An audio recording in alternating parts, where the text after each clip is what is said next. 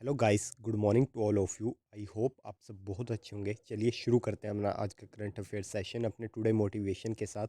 If something is important enough और even if the odds are stacked against you, you should still do it by Elon Musk.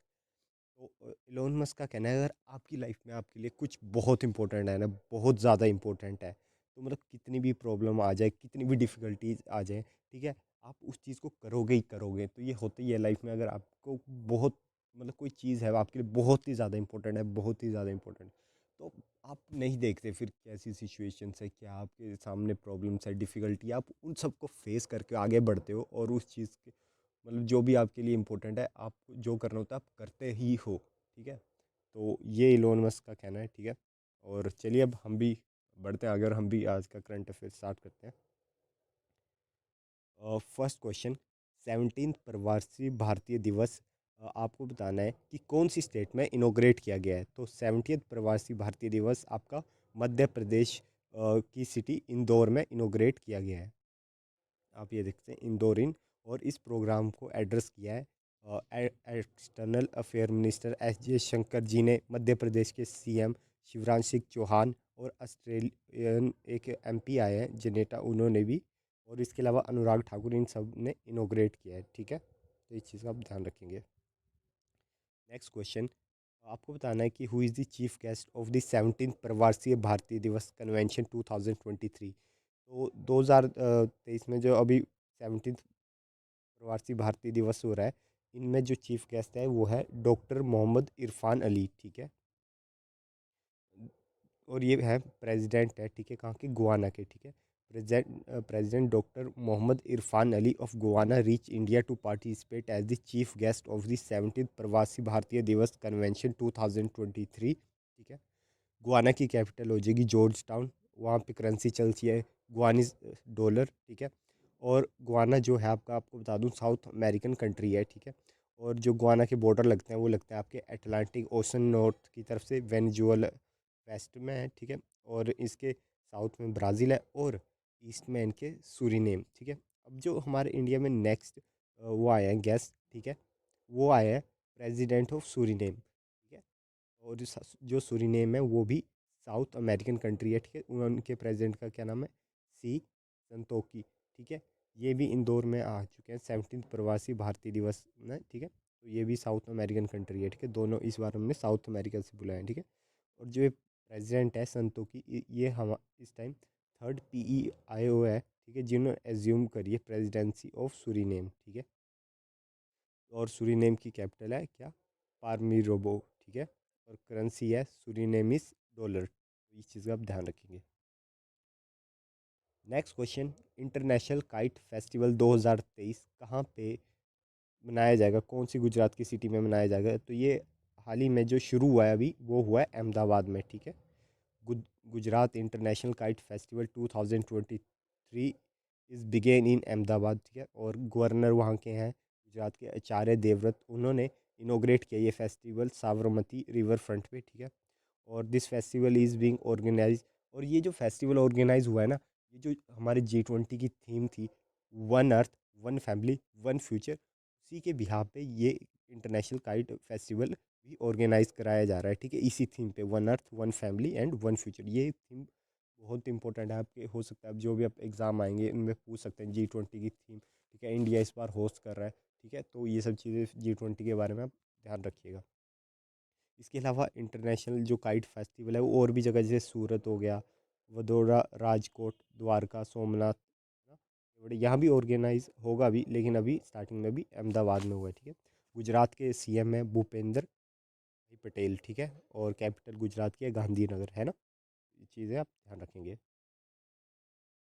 आपको बताना है कि India की auto market में कौन सी प्लेस है। अब ऑटो से वो मत से लेना, ऑटो ये ऑटोमोबाइल की बात हो रही है। ठीक है, कार इंडस्ट्री की बात हो रही है। ठीक है, तो इंडिया ने अभी हाल ही में जापान को पीछे करके थर्ड रैंक पे इंडिया आ चुका है। ठीक है, एज़ पर निकी एशिया रिपोर्ट, ये एक ऑर्गेनाइजेशन है निकी एशिया रिपोर्ट। ठीक है, जो रिपोर्ट रिलीज करती है, उन्होंने बताया कि India third largest auto market है। ठीक है, और इंडिया ने जापान को पीछे कर दिया है। ठीक है, और पहले पे कौन है, तो पहले पे है चाइना, सेकंड पे है यूएसए, और थर्ड पे है इंडिया। ठीक है, इंडिया ने 2022 में 4.25 मिलियन यूनिट्स व्हीकल मतलब सेल किए हैं, ठीक है।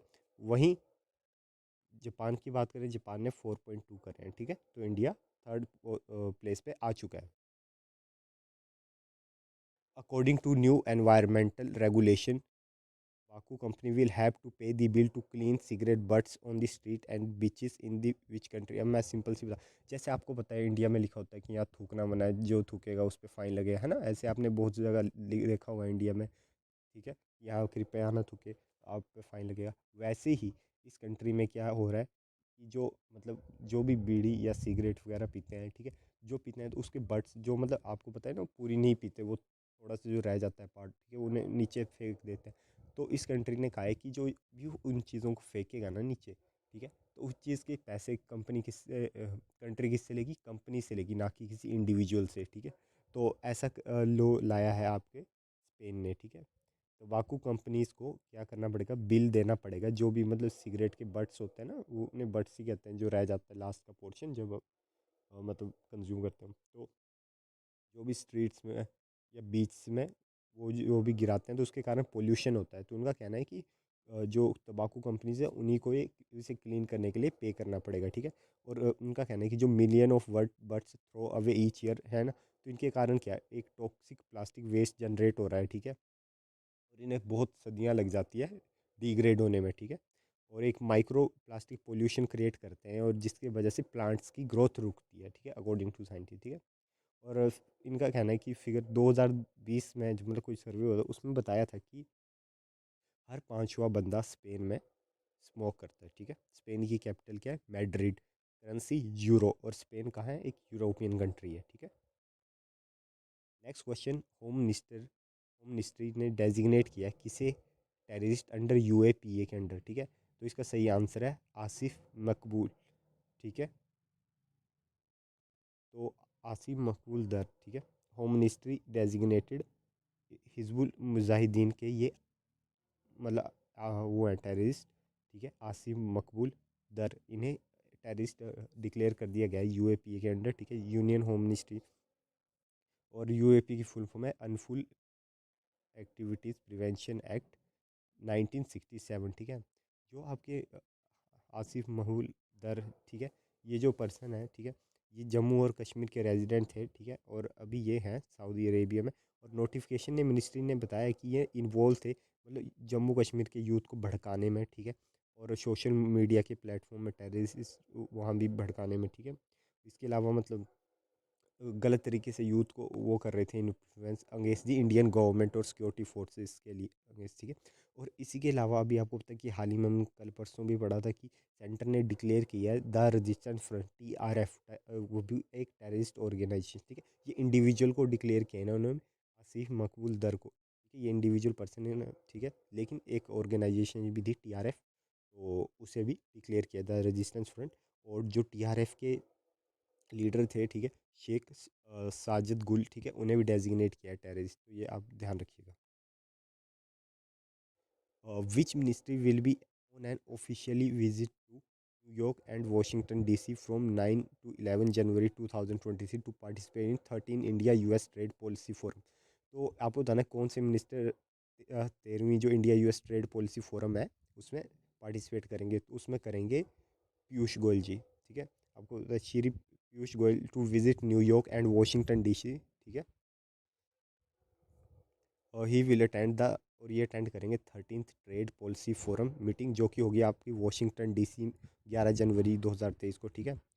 और इसके मीटिंग शुरू होने से पहले ये जो टॉक करेंगे 1-to-1 मीटिंग होगी, ठीक है, USTR एम्बेसडर कैटरीन टाई के साथ, ठीक है। और आपको पता है जो 12th TPF मिनिस्टर मीटिंग हुई थी वो इंडिया में हुई थी न्यू दिल्ली में, ठीक है, 23 नवंबर 2021 को, 4 साल के बाद गैप के बाद, ठीक है। और आपको पता है कि दोनों इंडिया और USA दोनों नेचुरल पार्टनर्स हैं, ठीक है। और इसके अलावा मतलब इनका कहना है कि इंडिया और नेचुरल पार्टनर है, और उनका have trade complementaries long standing strategy economic relationship people to people contact both are vibrant democracies, ये सब मतलब कॉमन है उनमें, ठीक है। इसके अलावा कुछ जो कुछ इंपॉर्टेंट है वो आपके लिए कि इंडिया US क्वाड का पार्ट है, ठीक है। और फिर एक और ग्रुप है I2U2, इसका भी पार्ट है इंडिया US दोनों, ठीक है। और IPEF, Indo Pacific economic framework, इसका भी पार्ट है। तो ये सब कुछ ग्रुप्स है, आपसे एग्जाम में पूछ सकते हैं क्या इंडिया और US इसका पार्ट है, तो ये याद रखिएगा, ठीक है। और इसके अलावा US की सिटी न्यूयॉर्क ने, आपको पता है कि पहला legal recreational marijuana dispensary open करी है, ठीक है। न्यूयॉर्क में हुई है वो, ठीक है, जहाँ मैरिजुआना मिलेगा, ठीक है। Next question. हाँ, अब आपको पता है कि अभी ना वीर गार्डियन जो इंडिया और जापान के बीच होती है, ठीक है, एक्सरसाइज, वो शुरू होने वाली है। तो उसमें पहली बार ऐसा हो रहा है कि इंडिया एक फीमेल फाइटर पायलट को पार्टिसिपेट करने के लिए भेज रहा है पहली बार वॉर गेम से आउटसाइड कंट्री, ठीक है। तो वो आपको बताना है कौन सी, उनका नाम क्या है उन फीमेल फाइटर पायलट का, तो उनका नाम है अवनी चतुर्वेदी, ठीक है। India and Japan will hold joint air exercise Veer Guardian 2023 involving in the Indian Air Force and Japan Air Self Defense Force at Hayoki Air Base, ठीक है। Interestingly India one of the first, जो India की ना ये पहली जो 3 lady fighter pilot का squadron था, ठीक है, जो बने थे पहले, उन्हीं में से हैं अवनीश चतुर्वेदी जी। तो ये अभी पार्ट बनेगी IAF का कंटीजेंट का, जो जा रहा है जापान में पार्टिसिपेट करने, ठीक है। और इसके अलावा आपको बताइए कैप्टन शिवा चौहान जी, मतलब पहली वुमेन बनी है, ठीक है, ऑफिसर बनी है जो ऑपरेशनली डिप्लॉय हुई है कुमार पोस्ट जो हाईएस्ट बैटल फील्ड है ऑफ द वर्ल्ड, सियाचिन में, ठीक है। इसके अलावा इंडियन आर्मी ने भी अब तक का अपना सबसे बड़ा कंटीजेंट ऑफ वुमेन का piece keeper United nation interim security forces के लिए भेजा है, कहाँ पे, अबई इन सूडान, ठीक है। तो ये भी आप ध्यान रखेंगे। Question number 9। Which state open Kangla नोकफोक, एक काइंड ऑफ, ये कांगला नोकफोक एक रिक्रिएशनल पार्क काइंड ऑफ है, ठीक है। तो ये हुआ है आपका ओपन मणिपुर में, ठीक है। प्राइम मिनिस्टर मोदी ने भी कॉन्ग्रेचुलेट किया था जब भी ओपन हुआ था, ठीक है। और जो eastern gate of Kangla is consider to be the pathway to peace prosperity and happiness for the people of Manipur, ठीक है। और मणिपुर के चीफ मिनिस्टर कौन है, N. बीरेन सिंह, ठीक है। उनका भी कहना है कि जो opening of Kangla Nongpok is a very important cultural significance, ठीक है। उनके वहाँ के कल्चर के लिए ये काफ़ी चीज़ इंपॉर्टेंट होगा, ठीक है। तो ध्यान रखेंगे, मणिपुर में हुआ है कांगला नोकपोक थोंग, ठीक है। 10th question. Union minister for railway Ashwini Vaishnaw ji ने बताया है कि इंडिया हाइड्रोजन ट्रेन चलाने वाला है हेरिटेज रूट्स में, ठीक है। तो आपको बताना है इंडिया में कब से हाइड्रोजन ट्रेन चलने वाली है, तो इंडिया में दिसंबर 2023 से हाइड्रोजन ट्रेन चलने वाली है, ठीक है। यूनियन मिनिस्टर आपको पता है रेलवे है अश्विनी वैष्णव, उन्होंने इन्फॉर्म किया था, ठीक है। आपको पता है ये आइडिया पता है कहाँ से आया, क्योंकि चाइना में, जर्मनी में, वहाँ भी हाइड्रोजन ट्रेन चलती है। तो अब इंडियन रेलवे ने भी कहा है कि वो भी हाइड्रोजन ट्रेन चलाएंगे, ठीक है। कहाँ पे चलेगी ये हाइड्रोजन ट्रेन, ये चलेगी जो नैरो गेज हेरिटेज रूट्स है, जितने भी इंडिया में हेरिटेज रूट्स हैं उन सब पे अभी क्या है, डीजल ट्रेन चलती है, ठीक है। तो अब डीजल ट्रेन की जगह हाइड्रोजन चलेगी 2023 में, ताकि कंप्लीटली ग्रीन एनर्जी में हम शिफ्ट हो सके, ठीक है। और कार्बन डाइऑक्साइड का एमिशन कम हो सके, ठीक है। इसलिए हाइड्रोजन ट्रेन की टेक्नोलॉजी पे अभी काम चल रहा है। आपको बता दूं जो मतलब 8 हेरिटेज रूट्स है जहाँ पे ये चलेगी, कहाँ पे चलेगी, दार्जिलिंग हिमालयन रेलवे एक रूट, ठीक है। नीलगिरी माउंटेन रेलवे, कालका शिमला रेलवे, ठीक है। मैथरन हिल रेलवे, कांगड़ा वैली, ठीक है। बिलमोरा वागई, ठीक है। और मारवाड़ देवरगढ़ मादरिया, ठीक है। तो इन सभी रूट पे ये नैरो गेज है, मतलब बहुत पहले के बने हुए हैं ये, ठीक है। और मतलब वो होते हैं ना डिस्टेंस, नैरो गेज होता है, ब्रॉड गेज होता है, ठीक है। वो डिस्टेंस के ऊपर, तो ये सब नैरो गेज है। तो इन सब पे हाइड्रोजन ट्रेन आपकी चलेगी 2023 से, ठीक है। तो इस चीज़ का आप ध्यान रखेंगे। तो guys thanks for watching the video, मिलते हैं कल सुबह 6 बजे अपने करंट अफेयर